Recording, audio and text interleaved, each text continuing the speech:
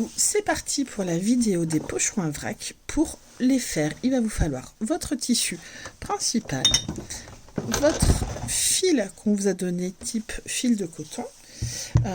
Donc là, vous l'avez dans le projet macramé. Il faut en récupérer un petit bout d'environ 45-50 cm pour ce projet-ci.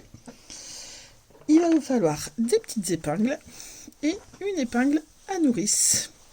Et bien entendu, votre machine à coudre. Donc ce qu'on va faire, ça, vous vous souvenez, c'est le petit bout que j'ai récupéré du fond de la Charlotte tout à l'heure.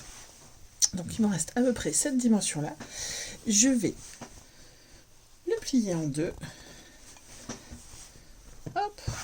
Donc je le plie en deux et je vais coudre le côté qui est là et le fond. Je fais une couture en forme de L.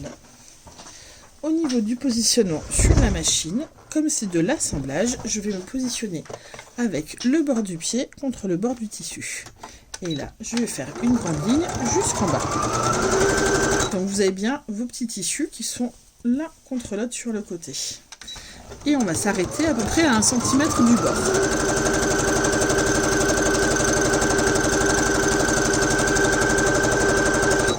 Hop, on tourne. On s'arrête et on tourne à 90 degrés.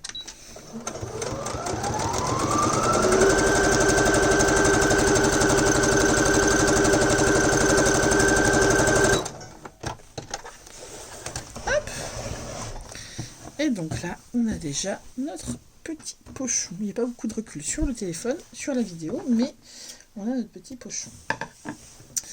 On va se mettre sur le droit du tissu. Donc on retourne tout vers l'intérieur. Si vous avez des ciseaux cranteurs, vous pouvez cranter.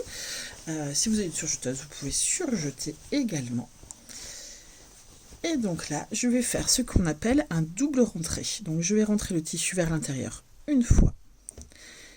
Et une deuxième fois. C'est ce qui va nous permettre de faire la coulisse. Là, je mets une petite épingle. Et je vais faire la même chose avec le deuxième côté. Je rentre une fois, je rentre deux fois. Et je mets ma petite épingle. Une fois que je suis là, je vais tirer sur mes deux épingles. Et là, des deux côtés, le tissu va naturellement prendre la bonne position.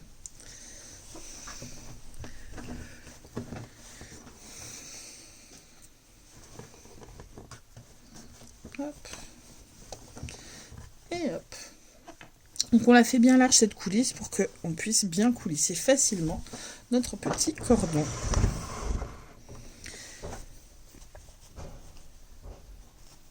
Hop. Et là, je vais me positionner ici au bord de mon tissu. Je me mets avec l'intérieur du bord du pied contre le bord du tissu, l'aiguille bien à gauche, et je vais faire tout le tour en nourrissant petit à petit ma machine. Donc je vais la faire avancer et puis après je vais hop amener au fur et à mesure le tissu dessus. Et on fait bien tout le contour, on ne laisse pas d'ouverture.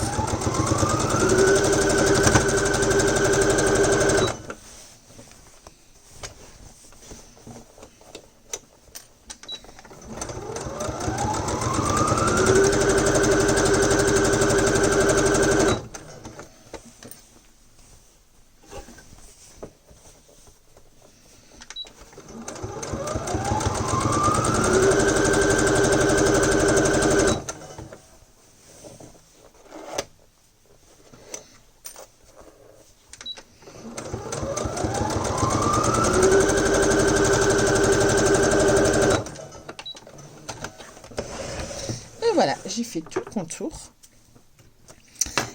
Et maintenant, je vais ouvrir cette couture-là, qui est la première qu'on a faite, pour faire passer mon cordon.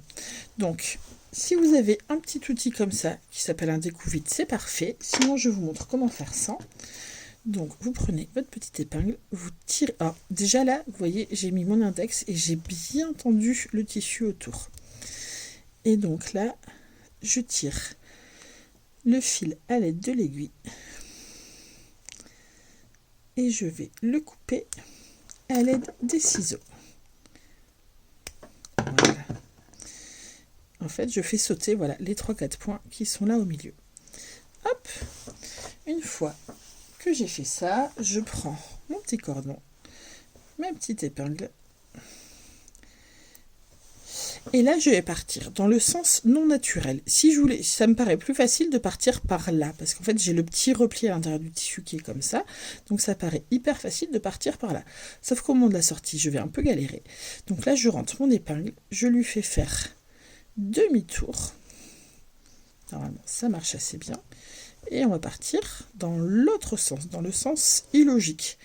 Mais du coup, à la sortie, au lieu qu'elle se retrouve dans le petit bout de tissu, qu'elle se retrouve coincée dans le petit bout de tissu qui est là, elle va sortir très facilement.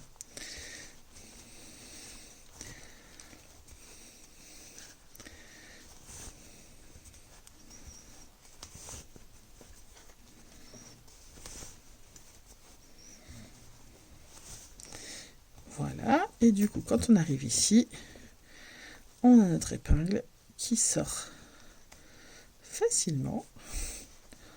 Voilà, je vais dire en théorie, mais non, c'est bon, elle est vraiment sortie facilement parce qu'on a pris la peine au début d'aller dans un sens un peu contre nature. Alors, elle s'est prise dans le tissu comme ça me l'avait fait tout à l'heure. Ces épingles, elles sont chouettes, elles sont larges, mais elles sont un peu trop souples. Et voilà. Et là, je tire sur mon fil, j'enlève les petits fils qui dépassent. Et là, hop, je vais faire un petit nœud autour du doigt, comme ceci. Et je vais couper pour que ce soit plus propre. Et ensuite, je pense bien à couper mes petits fils qui sont là. Hop. Et voilà. Vous avez votre petit sac à tarte. Il y en a encore à l'intérieur. Pas sac à tarte du tout. Sac à vrac. Et hop, quand on tire, il y a tout qui se met bien. Voilà, merci de nous avoir suivis. À très vite.